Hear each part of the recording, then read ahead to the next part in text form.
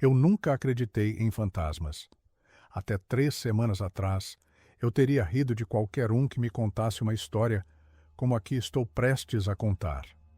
Mas agora, sentado aqui no meu carro, com as chaves do apartamento ainda tremendo na minha mão, eu sei que algumas coisas não têm explicação. Tudo começou quando me mudei para São Paulo por causa do trabalho. O apartamento era perfeito. Terceiro andar de um prédio antigo, na Vila Madalena, aluguel dentro do meu orçamento. E o proprietário parecia ansioso para fechar o negócio rapidamente. Deveria ter desconfiado quando ele não quis subir para me mostrar o lugar pessoalmente. As chaves estão com o porteiro, foi tudo o que disse. Qualquer problema você me liga. No primeiro dia, enquanto desempacotava as caixas, notei algo estranho. O apartamento tinha um cheiro peculiar.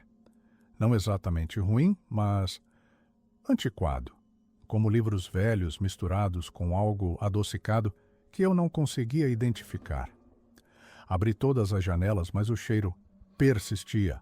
À noite, quando estava tentando dormir no colchão no chão da sala, ouvi o primeiro ruído, um arrastar suave, como se alguém estivesse movendo móveis no apartamento de cima. Mas eu sabia que o quarto andar estava vazio. O porteiro havia mencionado isso. Deve ser o prédio, se acomodando, pensei. Prédios antigos fazem barulho. No segundo dia, os ruídos começaram mais cedo. Não era apenas um arrastar, mas passos deliberados. Alguém caminhava de um lado para o outro, sempre no mesmo padrão. 7 passos para a direita, pausa, 7 passos para a esquerda. Isso continuou por horas. Desci para falar com o porteiro. Seu nome era Joaquim, um senhor de uns 60 anos que trabalhava ali há décadas. Quarto andar? Ele me olhou com uma expressão estranha. Não tem ninguém lá há 2 anos. O apartamento está lacrado. Lacrado? O último morador? Bem, ele teve alguns problemas. Desde então, ninguém conseguiu ficar lá muito tempo. Joaquim. Não quis dar mais detalhes, mas vi algo em seus olhos que me deixou inquieto. Naquela noite, os passos começaram às 9 em ponto. 7 para a direita, pausa. 7 para a esquerda. Peguei uma vassoura e bati no teto. Os passos pararam imediatamente. Por um momento, senti alívio. Talvez fosse apenas a acústica do prédio, algum barulho vindo da rua que se amplificava de forma estranha. Então ouvi a batida de resposta. 3 batidas secas, diretamente acima da minha cabeça. Meu sangue gelou. Nos dias seguintes, estabelecemos uma espécie de comunicação bizarra. Eu batia, e sempre vinha uma resposta. Sempre 3 batidas. Comecei a documentar tudo, anotando horários, padrões, tentando encontrar uma explicação lógica. Foi na quinta-feira que as coisas escalaram. Eu estava no banheiro escovando os dentes quando ouvi minha porta da frente abrir e fechar. Não era possível. Eu tinha 3 fechaduras, incluindo uma trava de segurança. Alô? Chamei, ainda com a escova na boca. Silêncio. Saí do banheiro devagar. O apartamento estava exatamente como eu havia deixado, mas havia algo diferente no ar. O cheiro adocicado estava mais forte, quase enjoativo agora. Foi então que vi as pegadas, marcas úmidas no chão da sala, como se alguém tivesse caminhado com os pés molhados. Elas vinham da porta da frente, faziam o mesmo padrão dos passos que eu ouvia. 7 para a direita, pausa, 7 para a esquerda. Mas não havia ninguém ali. Peguei meu celular para fotografar as pegadas, mas elas estavam secando rapidamente, desaparecendo diante dos meus olhos. No fim de semana, decidi investigar. Joaquim estava de folga, então conversei com o porteiro substituto, um jovem chamado Carlos. O apartamento 401? Ele baixou a voz. Cara, o último cara que morou lá. Ele ficou obcecado com a ideia de que alguém estava entrando no apartamento dele. Colocou câmeras, trocou as fechaduras 3 vezes, chegou até a dormir com um taco de beisebol. O que aconteceu com ele? Carlos hesitou. Eles o encontraram no apartamento, mas ele tinha caído do prédio, da janela do 4º andar. A estranha é que todas as janelas estavam fechadas por dentro. Senti um arrepio percorrer minha espinha. Tem Mas, continuou Carlos, antes dele, teve uma família que ficou só 2 meses. A filha deles, uma menina de 8 anos, dizia que havia uma moça triste que ficava caminhando no teto do quarto dela. Os pais achavam que era imaginação, até que um dia encontraram pegadas molhadas no teto. Naquela noite, eu já havia decidido. Ia embora na manhã seguinte, mas ela não queria me deixar ir. Às 3 da manhã, acordei com o som da minha porta se abrindo novamente. Desta vez, não me levantei para verificar. Fingi estar dormindo, mas meu coração batia tão forte que tinha certeza de que ela podia ouvir. Os passos molhados se aproximaram da minha cama improvisada no chão. Senti gotas de água fria pingando no meu rosto, mas mantive os olhos fechados. Então, ela sussurrou meu nome. Sua voz era rouca, como se viesse de muito longe ou de debaixo d'água. Repetiu meu nome várias vezes, cada vez mais perto do meu ouvido. Quando finalmente abri os olhos, não havia ninguém ali, mas o travesseiro ao meu lado estava encharcado. Na manhã seguinte, comecei a fazer as malas freneticamente. Não me importava com o contrato de aluguel ou a multa. Eu precisava sair dali. Foi quando encontrei a carta. Estava debaixo da minha porta, escrita em uma caligrafia trêmula. Por favor, não vá. Estou sozinha há tanto tempo. Minhas mãos tremeram ao segurar o papel. A tinta estava borrada, como se tivesse sido escrita com os dedos molhados. Peguei minhas coisas e corri para o elevador. Quando as portas se abriram no térreo, Joaquim estava esperando por mim. Ela não deixa ninguém ficar muito tempo, disse ele tristemente. Marina era seu nome. Morou no 401 por 15 anos, até que se afogou na banheira. Encontraram ela uma semana depois. Por que você não me contou isso antes? Por quê? Ele suspirou. Às vezes ela fica quieta por meses. Pensávamos que desta vez seria diferente. Saí do prédio e nunca mais voltei. Perdi o dinheiro da calção, mas alguns preços vale a pena pagar. Ainda sonho com ela às vezes. Sonho com uma mulher de cabelos longos e roupas encharcadas, caminhando sozinha em um apartamento vazio, esperando por alguém que queira ficar. E o mais perturbador de tudo? Às vezes, quando estou sozinho à noite, ainda ouço os passos. 7 para a direita, pausa, 7 para a esquerda. Como se ela tivesse me seguido. Como se ela nunca tivesse realmente me deixado ir. Trabalhar como segurança noturno nunca foi meu sonho, mas depois de ficar desempregado por 8 meses, qualquer coisa servia. O edifício comercial no centro de São Paulo parecia inofensivo durante o dia, 20 andares de escritórios, consultórios médicos, algumas empresas pequenas. Nada demais. O supervisor me apresentou a rotina na primeira noite, rondas a cada 2 horas, verificar todas as portas, anotar qualquer coisa fora do normal no relatório. Simples assim. Uma coisa, disse ele antes de ir embora. Se você ouvir barulhos no 15º andar, ignore. É só o sistema de ventilação. Nunca funciona direito. Pensei que fosse estranho mencionar um andar específico, mas não questionei. Precisava desse emprego. A primeira semana passou sem problemas. O prédio era silencioso, quase morto durante a madrugada. Apenas o zunido das luzes fluorescentes e o ocasional barulho do elevador se ajustando. Eu passava o tempo lendo, assistindo vídeos no celular, fazendo as rondas no horário. Foi na segunda semana que comecei a notar os detalhes. Durante a ronda das 2 da manhã, sempre que o elevador parava no 15º andar, eu ouvia um som fraco vindo do corredor. Não era o sistema de ventilação, era mais como sussurros, vozes baixas demais para entender as palavras. Na terceira noite disso acontecer, resolvi investigar. Saí do elevador e caminhei pelo corredor escuro. O som parou imediatamente. O 15º andar era idêntico aos outros. Portas de vidro com os nomes das empresas, carpete cinza, luminárias no teto. Tudo normal. Mas havia algo no ar, uma sensação de que eu estava sendo observado. Voltei para a recepção e liguei para o supervisor. Você foi ao 15º andar? A voz dele ficou tensa. Eu disse para ignorar os barulhos. Mas não era ventilação, parecia gente conversando. Um longo silêncio. Depois, olha, tem algumas coisas que é melhor você não saber. Faz seu trabalho, recebe seu salário e não faz pergunta, entendeu? Não entendi, mas precisava do emprego. Na noite seguinte, os sussurros voltaram. Desta vez, consegui captar algumas palavras. Não deveria estar aqui. E precisa ir embora. Senti um frio na espinha, mas mantive-me na recepção. Foi na sexta-feira que as coisas mudaram.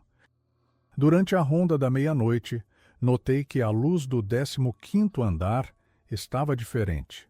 Não era a fluorescente fria de sempre, mas uma luz amarelada, quente, como se houvesse lâmpadas incandescentes acesas. Subi até lá, mesmo sabendo que não deveria. O corredor estava completamente transformado. As paredes não eram mais brancas, mas de um tom bege envelhecido. O carpete havia sido substituído por um piso de madeira que rangia sob meus pés. As portas de vidro modernas tinham virado portas de madeira escura com números dourados. Eu piscava os olhos, tentando processar o que via. Era como se o andar inteiro tivesse voltado no tempo. De uma das salas vinha o som de máquinas de escrever. Clac, clac, clac. Várias delas, trabalhando em ritmos diferentes. Também ouvia vozes, mais claras agora, discutindo números, falando sobre reuniões, telefones tocando. Cheguei mais perto da porta de onde vinham os sons. Uma placa dourada dizia: Escritório Central de Contabilidade, Sr. Henrique Moraes. Através do vidro fosco da porta, vi silhuetas, pessoas trabalhando, mesmo sendo quase 1 da manhã. Bati na porta. Os sons pararam instantaneamente. Silêncio total. Bati novamente. Alô? Há alguém aí? A maçaneta girou lentamente. A porta se abriu alguns centímetros, mas não consegui ver quem a havia aberto. Você não deveria estar aqui, disse uma voz de homem, séria e cansada. Não é seu horário. Eu trabalho aqui, sou o segurança noturno. Segurança? A voz pareceu confusa. Não temos segurança, nunca tivemos. Empurrei a porta e entrei. A sala estava cheia de escrivaninhas antigas, máquinas de escrever, arquivos enormes, mas não havia ninguém. As cadeiras ainda balançavam levemente, como se as pessoas tivessem acabado de se levantar. Papers espalhados sobre as mesas, canetas ainda rolando pelo chão. Uma xícara de café fumegava em uma das mesas. Ainda estava quente. Foi então que vi o calendário na parede. Março de 1987. Meu coração disparou. Saí correndo da sala, atravessei o corredor de madeira que rangia e apertei o botão do elevador desesperadamente. Quando as portas se abriram, eu estava de volta ao corredor normal. Carpete cinza, paredes brancas, portas de vidro modernas, tudo como deveria ser. Mas minha mão ainda cheirava a café fresco. Na manhã seguinte, pesquisei sobre o prédio. Descobri que nos anos 80, o 15º andar abrigava uma grande empresa de contabilidade. Em março de 1987, um incêndio durante a madrugada matou 17 funcionários que trabalhavam até tarde para fechar o balanço anual. O fogo começou no sistema elétrico e se espalhou rapidamente. Os funcionários ficaram presos porque as saídas de emergência estavam trancadas, uma violação de segurança que a empresa tentou esconder. Eles morreram fazendo o que sempre faziam, trabalhando. Liguei para o supervisor e pedi demissão no mesmo dia. Você viu alguma coisa, não foi? Ele perguntou. Vi. É por isso que o salário é bom. A maioria não aguenta nem um mês. Por que você não me contou? Porque ninguém acredita até ver. E quando vê, já é tarde demais. Como assim tarde demais? Ele hesitou. O último segurança que trabalhou lá ficou 3 meses. Uma noite, ele simplesmente desapareceu. As câmeras mostram ele entrando no elevador para fazer a ronda das 2 da manhã. Nunca mais foi visto saindo. E vocês continuam contratando gente? Alguém precisa tomar conta do prédio. E eles... Bem, eles não incomodam quem não os incomoda. Desliguei o telefone e nunca mais voltei ao centro da cidade à noite, mas às vezes, quando trabalho até tarde em casa, escuto o som distante de máquinas de escrever, clac, clac, clac. E me pergunto se eles ainda estão lá, tentando terminar aquele balanço que nunca conseguiram entregar. Trabalhando eternamente no turno da madrugada, sem saber que o expediente nunca vai acabar. Dirigir Uber na madrugada não é para qualquer um. Você vê de tudo.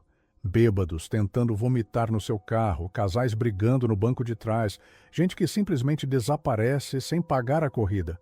Mas em 2 anos fazendo esse trampo, nunca tinha visto nada como o que aconteceu na semana passada. Era uma quinta-feira por volta das 3 da manhã. Eu estava na região da Vila Madalena, esperando alguma corrida aparecer, quando o aplicativo apitou. Destino: Cemitério São Paulo. Achei estranho, mas corrida é corrida. O dinheiro estava bom e era numa área que eu conhecia bem. O ponto de partida era uma rua escura perto do metrô Sumaré. Quando cheguei, vi uma mulher esperando debaixo de um poste queimado. Ela usava um vestido azul claro e carregava uma bolsa pequena. Coisa estranha. Mesmo com o frio que fazia, ela não estava usando casaco. "Uber para Maria?" perguntei, abaixando o vidro. Ela acenou e entrou no banco de trás, sem falar nada. Pelo retrovisor, vi que ela era jovem, uns 20 e poucos anos, cabelo comprido e pele muito pálida. Tinha uma expressão triste, como se tivesse chorado. "Tudo bem?" perguntei, tentando ser educado. "Está sim. Obrigada." Sua voz era baixa, quase um sussurro. Comecei a dirigir em direção ao cemitério. O trânsito estava completamente vazio, só nós na estrada. Tentei puxar assunto algumas vezes, mas ela respondia com monossílabos. Pensei que talvez fosse alguma emergência familiar, porque mais alguém iria para um cemitério no meio da madrugada. Quando estávamos a uns 5 minutos do destino, ela falou: "Você pode parar aqui mesmo." Olhei pelo retrovisor. Estávamos numa avenida, longe ainda do cemitério. "Tem certeza? O GPS mostra que ainda faltam alguns quarteirões." "Aqui está bom." Encostei no meio-fio. Quando olhei para trás para falar sobre o pagamento, ela não estava mais lá. Juro por Deus, ela simplesmente sumiu. Saí do carro, olhei para todos os lados. A rua estava vazia, nem sinal dela. As portas do carro estavam fechadas. Não ouvi nenhuma abrir, mas ela não estava mais ali. Fiquei alguns minutos procurando, achando que era alguma pegadinha. Talvez ela tivesse pulado do carro sem eu ver e se escondido em algum lugar. Mas não havia onde se esconder. Era uma avenida larga, sem árvores ou construções próximas. O mais estranho, o banco de trás estava gelado. Muito gelado. Como se alguém tivesse deixado uma bolsa de gelo ali por horas. Voltei para casa perturbado, mas pensei que talvez estivesse cansado demais. Às vezes, a gente vê coisas quando está no limite. Na noite seguinte, mesma coisa aconteceu. 3 da manhã, aplicativo apitou. Mesmo local, mesma mulher, mesmo destino. Quando a vi esperando debaixo do poste, meu sangue gelou. Ela entrou no carro como se fosse a primeira vez. Mesmo vestido azul, mesma expressão triste. "Uber para Maria?" "Sim, obrigada." Dessa vez prestei atenção em cada detalhe. Seus sapatos eram antigos, do tipo que ninguém usa mais. Ela não mexia no celular, não olhava pela janela. Ficava parada, olhando para as próprias mãos. "Posso perguntar, você está bem?" Tentei novamente. "Preciso chegar lá logo." Ela respondeu. "Estou atrasada." "Atrasada para quê? É meio tarde para..." "Meu casamento é amanhã cedo. Preciso estar lá." Senti um arrepio. "Casamento no cemitério?" Quando chegamos no mesmo lugar da noite anterior, ela pediu para parar. "Aqui mesmo." Dessa vez, não tirei os olhos do retrovisor. Vi ela se inclinar para abrir a porta. Vi sua mão na maçaneta. Então, entre uma piscada e outra, ela desapareceu. O banco ficou gelado novamente. Na terceira noite, eu estava preparado. Coloquei uma câmera no painel apontada para o banco de trás e deixei o celular gravando áudio. Quando ela entrou, tentei uma abordagem diferente. Maria, posso te perguntar uma coisa? Você sempre pega Uber para o cemitério? Ela me olhou pelo retrovisor. Seus olhos eram diferentes dessa vez, mais tristes, mais profundos.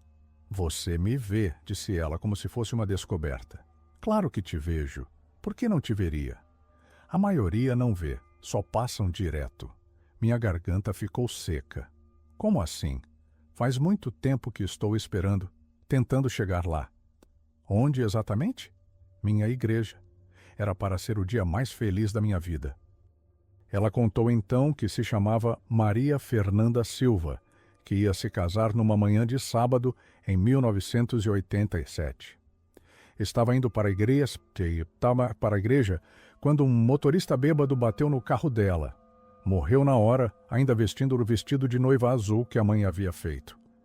Desde então, todo mundo me disse que João está me esperando. Mas não consigo chegar até lá. João? Meu noivo. Ele morreu 2 anos depois, de tristeza, dizem. Está enterrado no cemitério. Eu deveria estar com ele. Parei o carro, mas dessa vez no portão do cemitério. Chegamos, disse. Ela olhou pela janela e sorriu pela primeira vez. Obrigada. Obrigada mesmo. Quando saiu do carro, não desapareceu. Vi ela caminhando lentamente pelos portões, o vestido azul balançando na brisa noturna. Ela se virou uma vez e acenou. Então, continuou caminhando até sumir entre as lápides. O banco não ficou gelado dessa vez. Ficou vazio. Simplesmente vazio. Quando cheguei em casa, fui verificar as gravações. No vídeo, só aparecia eu falando sozinho no carro. O áudio captou minha voz, mas não a dela. Era como se eu estivesse conversando com o ar. Nunca mais recebi corrida daquele local. Nunca mais vi Maria. Mas às vezes, quando passo por cemitérios durante a madrugada, baixo o vidro e fico escutando, porque agora eu sei que há pessoas esperando. Esperando alguém que as veja, que as ouça, que as leve para onde precisam ir. E se um dia você estiver dirigindo de madrugada e alguém entrar no seu carro sem fazer barulho, não tenha medo. Pode ser alguém que só precisa de uma última carona para casa.